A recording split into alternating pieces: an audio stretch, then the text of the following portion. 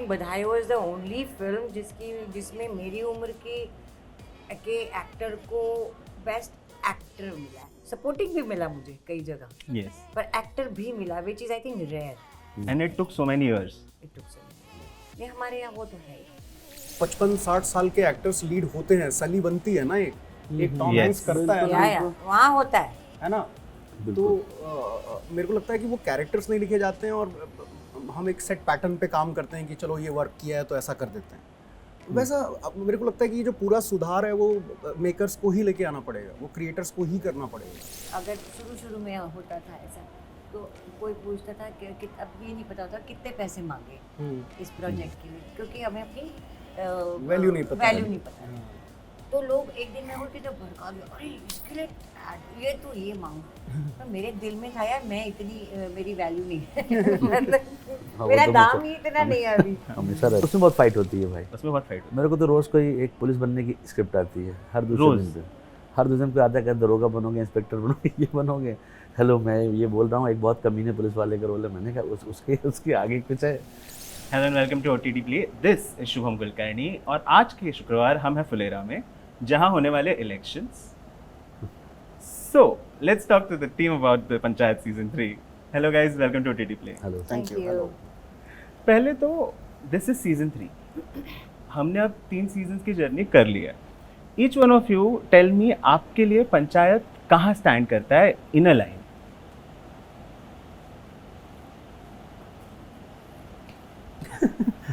पंचायत कहाँ स्टैंड करता है? In a line. In a line yes. Means what? Means हाँ. एक लाइन में बता दीजिए अच्छा, क्या एक where does line. it- yeah. वही मैंने कहा ये.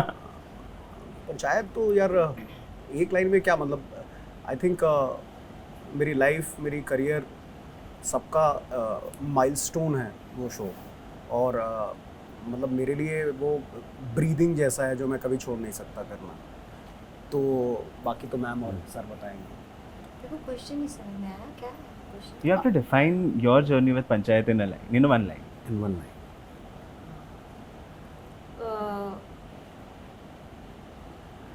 वन लाइन में बहुत मुश्किल है. ये एकमात्र शो है जो मैंने किया, जितना काम किया उसमें ये एकमात्र मेरा काम है जो हर तबके के लोगों का प्रिय है. चाहे वो अंग्रेजी बोलने वाले जिनको हिंदी नहीं समझ में आती, वेरी एलिटिस्ट, वेरी अंग्रेज, चाहे वो वेरी डाउन टू अर्थ, चाहे वो बहुत मजदूर हैं, चाहे उस तबके से लेके मिडिल क्लास से लेके लोअर मिडिल क्लास. मतलब मैं हैरान हो जाती हूँ, ऐसे लोग मुझे बोलते कि अच्छा. मैं बहुत सारी लाइनें बोलती, एक लाइन का चल ठीक है, समझ में आया. मेरे लिए एक लाइन है, एक वर्ड है आउटस्टैंडिंग कहूँगा मैं. लाइन से भी ज़्यादा आउटस्टैंडिंग रहा है पंचायत मेरे लिए, हर in every way, in life experience, work, in internally externally, जो भी आप कहना चाहें. एक अच्छा जर्नी है जो आगे भी चलने वाला है. तो ऐसा है.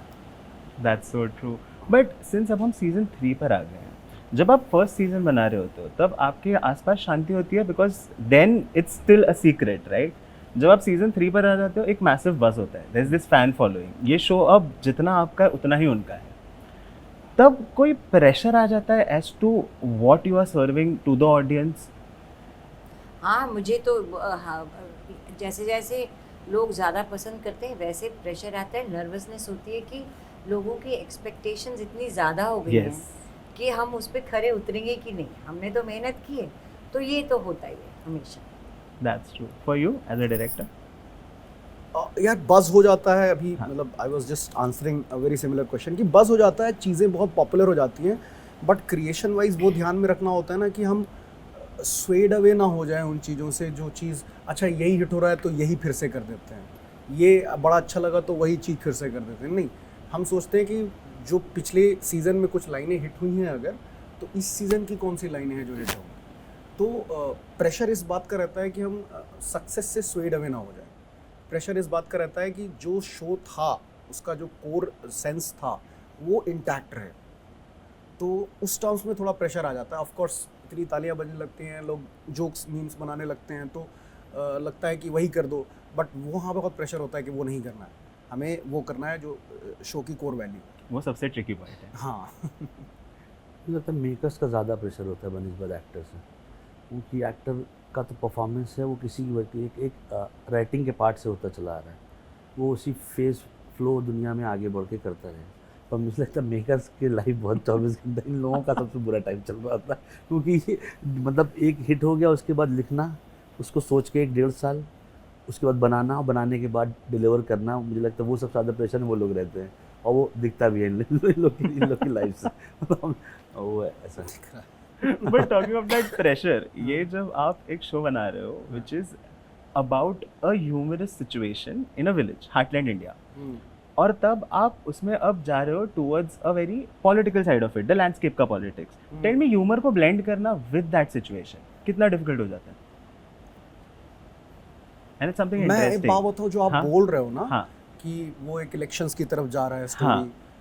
सारे इलेक्शंस फनी होते हैं यार, हम लोग को तो हर चीज़ में ह्यूमर दिखता है। हाँ हाँ तो मेरे को लगता है कि वो बड़ा इजीली उसमें फिट हो जाता है, क्योंकि आप गांव में जाके एक्चुअली में कोई ऐसे पंचायत के इलेक्शंस देखिए, दे आर लाइक कुछ भी चल रहा होता हाँ है ना तो ये अपने आप में बहुत ह्यूमरस सिचुएशन है। मतलब हमें ये नहीं करना पड़ता यार कि मैं कोई सिचुएशन ऐसी बनाऊं जिसमें ह्यूमर निकले। जो भी सिचुएशन फुलेरा की लाइफ में आ रही है, ह्यूमर उसमें अपने आप आएगा, ह्यूमर सिचुएशन से आ जाएगा।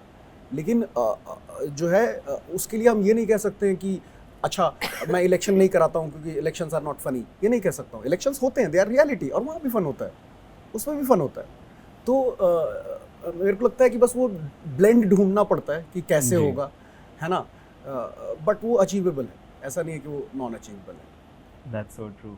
बट नीना जी, हम जब मैं एक बात बताऊं, हाँ मैंने कहीं पढ़ा हाँ कुछ साल पहले, अब नहीं, अभी कुछ महीने पहले, अगर आपको अपना पास्ट जानना हो, कौन थे दादा परदादा या ये हो, तो इलेक्शन में खड़े हो जाओ। सब लोग बता देंगे, सब बता देंगे, बहुत सही कहा, जिंदगी कर सकते हैं। I think बहुत rightly pointed out। But on that note Neena ji, जब हम पिछले सीजन के दौरान मिले थे, तब you were talking about how supporting star cast is still very much a label, जो नहीं होना चाहिए। It should be actors. Tell me, do you see a change season 2 से 3 तक in the entire system with that? देखो, पंचायत में नहीं है ये, no, the system, the overall system, not just नहीं, ओवरऑल तो है। अब तक है। हाँ बिल्कुल, ओवरऑल तो है। मतलब अगर मेरी उम्र को, आई थिंक बधाई वाज द ओनली फिल्म जिसमें मेरी उम्र के एक्टर को बेस्ट एक्टर मिला है। सपोर्टिंग भी मिला मुझे कई जगह, यस, पर एक्टर भी मिला, which is I think rare. And it took so many years. It took so many years. नहीं, हमारे यहाँ वो तो है ही है, वो नहीं बदला अभी तक। But do you guys see a solution to that? Because this is a show which has brought those characters to the mainstream, to the highlight, to the spotlight. आप लोगों को कोई solution दिखता है जो हम कर सकते हैं as an industry? With in the system से ही आता है भाई सोल्यूशन, हाँ। हमारे आपका नहीं कोई, मतलब कि सबको ही करना पड़ेगा तभी ये जाता है, वरना ये तो रहेगा ही रहेगा, है ही है। तो हमारा समाज भी तो वैसा हाँ है, बिल्कुल। समाज भी तो वैसा ही है ना। समाज पुरुष प्रधान है, समाज में भी जो दूसरे लोग हैं वो सपोर्टिंग एक्टर होते हैं। हमारे घरों में घरों में, भी, बिल्कुल। हमारे घरों में भी जो सबसे ज्यादा कमाता है वो है हीरो। हाँ। उसकी बात मानी जाती है कि नहीं? जो सबसे निकम्मा है उसको कोई नहीं पूछता। It's like that. मेरे को लगता है कि राइटिंग से ही सोल्यूशन है। एवरीथिंग बॉयज डाउन कि आप लिख कैसे रहे हैं कहानी। पंचायत ऐसे नहीं सोचा गया था कि अच्छा एक हीरो रहेगा, 5 सपोर्टिंग लोग रहेंगे, ऐसा नहीं था। Everybody was a character, everybody was a actor, everybody was playing his part in the story, his और हर पार्ट इन द स्टोरी। तो मेरे को लगता है कि लिखने पे ही जाएगा। आज मतलब मैं थोड़ा सा अगर बाहर का एग्जांपल लूँ तो 55-60 साल के एक्टर्स लीड होते हैं, सली बनती है ना, एक टॉम हैंक्स करता है या वहाँ होता है ना। तो मेरे को लगता है कि वो कैरेक्टर्स नहीं लिखे जाते हैं और हम एक सेट पैटर्न पे काम करते हैं कि चलो ये वर्क किया है तो ऐसा कर देते हैं। वैसा मेरे को लगता है कि ये जो पूरा सुधार है वो मेकर्स को ही लेके आना पड़ेगा, वो क्रिएटर्स को ही करना पड़ेगा, तभी ये प्रॉब्लम खत्म होगी। That's so That is true. what I believe. That's so true. But Faizal जी, हम जब पिछली बार मिले थे, again the same interview, you were talking about the entire pressure कि अब लोग पहचानने लगे हैं I am juggling between 2 jobs और मैं अब तक प्रोसेस कर रहा हूँ। पिछले 1 साल में प्रोसेस हो गया? नहीं सर, वो चल रहा है, वो चल रहा है। अब तक चल रहा है? पर ये कि एक्टिंग वैसे काफ़ी अच्छा हुआ है कि जब पहचान और ज़्यादा ही इज्जत मिल रही है मुझे, इन द सेंस कि बाहर से लोग जानते हैं, शो को लोग प्यार करते हैं, वो सब शो की वजह से है। और वो है उसमें जैसे चल रहा, जैसा है उसको लेके वैसे चला जा रहा है कि पर अच्छा है, शो और अच्छा बने और अच्छा काम हो, तो यही दुआ है, बाकी तो सेट है ही है, देखा जाएगा। बट लेकिन finding your next work beyond Panchayat, tell me वो प्रोसेस एज एन एक्टर कैसा है आपके लिए? उसमें बहुत फाइट होती है भाई, उसमें बहुत फाइट होती मेरे को तो रोज़ कोई एक पुलिस बनने की स्क्रिप्ट आती है, हर दूसरे दिन कोई आता है, दरोगा बनोगे, इंस्पेक्टर बनोगे, ये बनोगे। हेलो, मैं ये बोल रहा हूँ, एक बहुत कमीने पुलिस वाले का रोल है। मैंने कहा उसके आगे कुछ है क्या? नहीं, पर ये है कि कुछ चीज़ें की ही मैंने, एक बार वो आ जाए तो शायद वो हो। पर एक्टिंग मुझे लगता है बहुत टफ जॉब है, ज़रूर, बहुत ज़्यादा, बहुत पेशेंस, बहुत एक एक्टर ऐसा वनरेबल जब है रहता ना, इमोशनल होता है, तब समझ में आता है ऐसा हो सकता है, क्योंकि वो वेट कर रहा होता है, उसे कुछ नहीं पता होता कौन आदमी कब उसकी पिक्चर या उसका एक्ट कहाँ देख रहा है और वहाँ पे डिसाइड कर रहा है कि बॉस इसको ले लेते हैं, ये हमें पता नहीं होता है। इसलिए तो रिस्पेक्ट बहुत ज़्यादा है सब। वो तो सही बात है। But talking of that struggle, all of you 3, आपने वो फेजेस देखे हैं जहाँ पर may be there was no work, then came work, but एक ड्राई पैच भी आया। Tell me, how do you now look at that? Did it train you well, या अभी भी there is this nervousness when rejection happens? Like he said, ये हमारा profession ही ऐसा है। अगर मैंने अच्छे रन बनाए तो मुझे अगली बार टीम मिलेंगे, लेकिन अगर मैंने अच्छी एक्टिंग की, ज़रूरी नहीं है मुझे अगली पिक्चर मिलेंगी, क्योंकि पिक्चर हिट होनी चाहिए सबसे पहले। अगर बधाई वो हिट नहीं होती तो हमको कुछ नहीं आगे मिलता जो मुझे मिला। तो पहली बार वो रिलीज़ होनी चाहिए, दूसरी बार वो हिट होनी चाहिए, तीसरी बार जो वो पिक्चर हिट हुई उसमें आपका अच्छा रोल होना चाहिए, उसके बाद तो इट इज़ नॉट कि आई हैव परफॉर्म वेल तो आई हैव डन इट। ये बहुत मुश्किल है, like that's true. You want to add? नहीं, बस मैम ने बता ही दिया। मैं कह रहा हूँ कि जो आप बोल रहे थे ना कि जो पुराना टाइम था जिसमें काम नहीं था और हम स्ट्रगल कर रहे थे, आई थिंक मेरे लिए तो वो सबसे ज़्यादा लर्निंग फेज़ था, सबसे ज़्यादा लर्निंग फेज़ वही था। अभी तो वैसा होता है कि आज ये स्क्रिप्ट पे काम चल रहा है, कल दूसरे पे चल रहा है, परसों तीसरे पे चल रहा है। उस समय एक ही पे फोकस करते थे पूरा, है ना।